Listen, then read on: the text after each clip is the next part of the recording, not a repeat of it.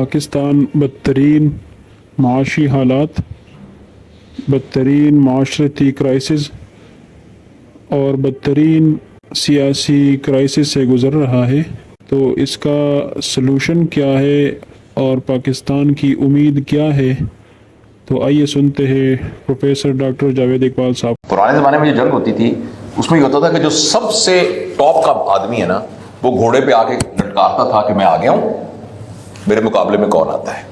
جیسے نبی کریم صلی اللہ علیہ وسلم زمانے میں اب جنگ شروع ہوئی ہے تو حضرت ابو عبیدہ بن جراح گئے ہیں، بہت بڑے سپر سالار، یا عبد الرحمن بن عوف گئے ہیں، اور ادھر سے ابو جہل آئے ہیں، مطلب they are the top people. اب ان کی لڑائی شروع، باقی سب لوگ چپ کر کے دیکھ رہے ہیں، اس کی لڑائی شروع ہوئی ہے فزیکل، اور ان میں سے ایک آبویسلی مر جائے گا، اور جب مر جائے گا تو پھر سیکنڈ ان کمانڈ آئیں گے اور آفٹر فائٹ کریں گے، پھر تھرڈ ان کمانڈ آئیں گے، پھر ایک گھمسان کی لڑائی آپس میں شروع ہو جائے گی۔ تو جو ٹاپ بندہ ہے وہ اپنے آپ، اس کو سب سے زیادہ ریسلر ہونا ضروری ہے، ادروائز اس میں جنگ، اور ایک جنگ میں دونوں طرف میں سے ٹاپ کوئی نہ کوئی ٹاپ جائے گی۔ اچھا، یہ مجھے اس لیے سملی یاد آئی کہ اس وقت نا ہم سب کی نا حالت یہ ہے پاکستان میں کہ ایک جنگ ہے، ایک وار ہے، اور وار کے اندر ملٹیپل بیٹلز ہوتی ہیں۔ وار میں ہی بیٹلز ہوتی ہے، وار ہوتی ہے نا پوری،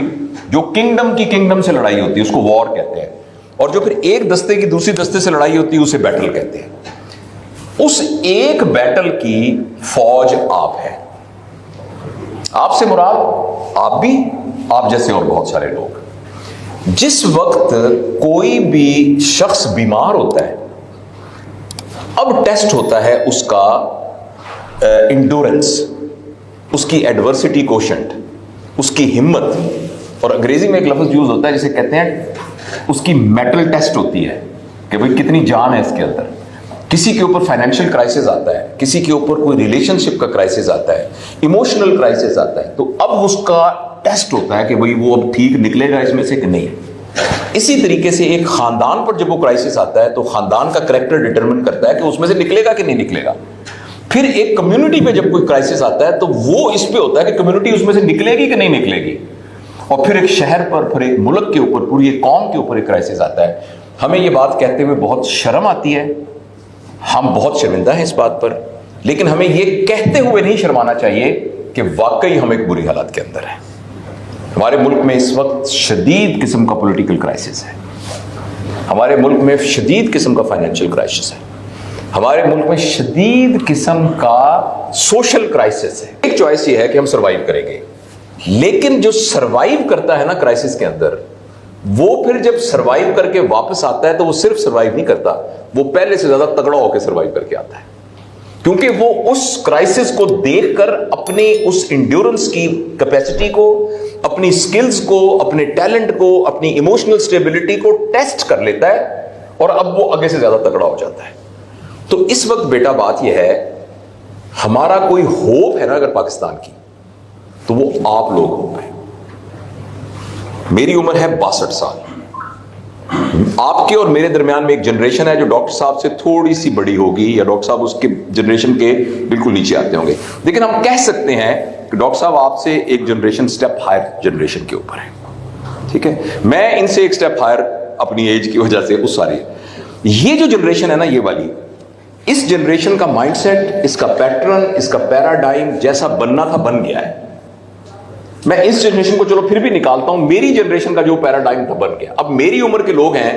جو اداروں کے ہیڈ ہیں، میری عمر کے لوگ یا ریٹائر ہونے والے ہیں، یا جو کہیں کمشنر ہیں، یا جو بڑے پولیٹیشینز ہیں،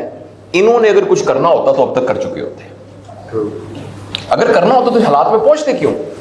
اور وہ غلطیاں ہوئی ہیں جب میں ماں کی گود میں تھا، یا یہ جنریشن جب ان کی ماں کی گود میں تھی، تو ان کے ساتھ وہ غلطیاں ہوئی ہیں کہ ان کا پیراڈائم غلط ڈیولپ ہوا ہے ہمارا۔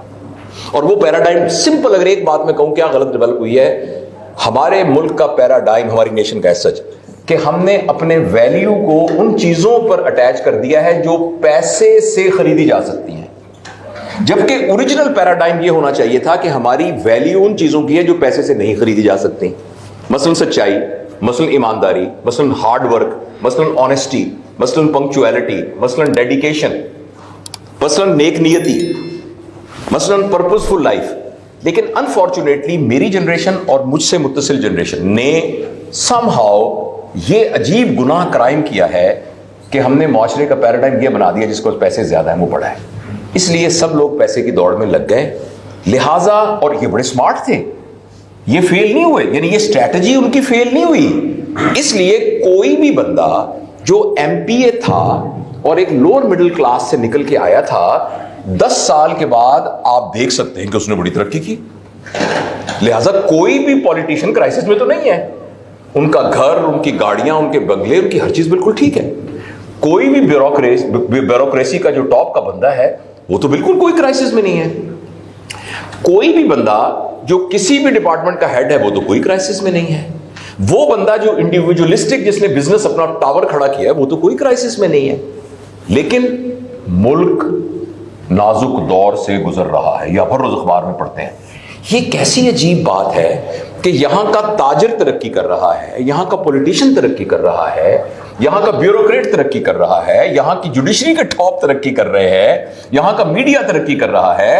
لیکن پاکستان ترقی نہیں کر رہا، یعنی جڑیں ٹھیک ہیں، تنا ٹھیک ہے، شاخیں ٹھیک ہیں، پتے ٹھیک ہیں، پھول کوئی نہیں لگ رہا ہے اور پھل کوئی نہیں لگ رہا ہے۔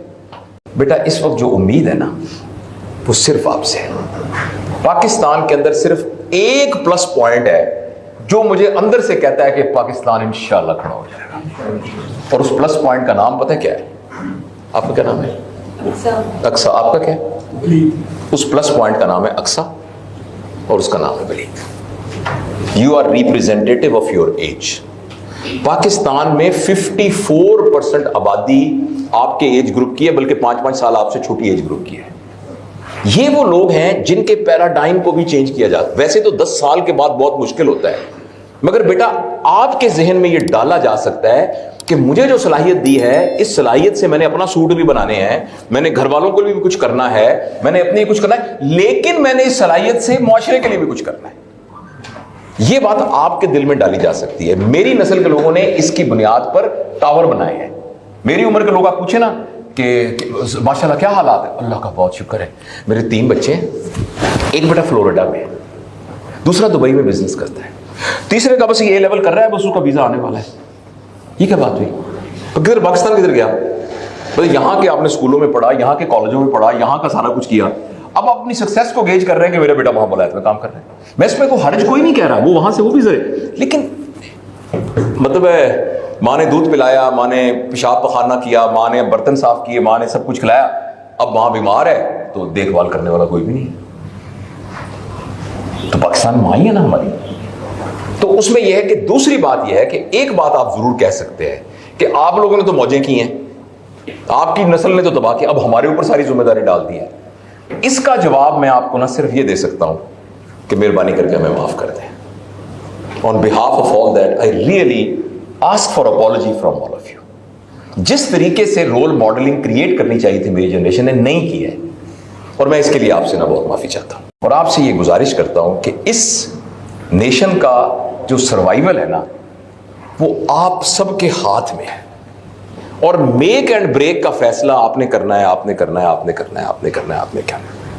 اور آپ کو تھوڑی قربانی دینی پڑے گی، اور قربانی دینے کا صرف یہ مقصد نہیں ہے کہ آپ فاقے کریں، آپ بھوکے رہیں، آپ کچھ نہ کریں،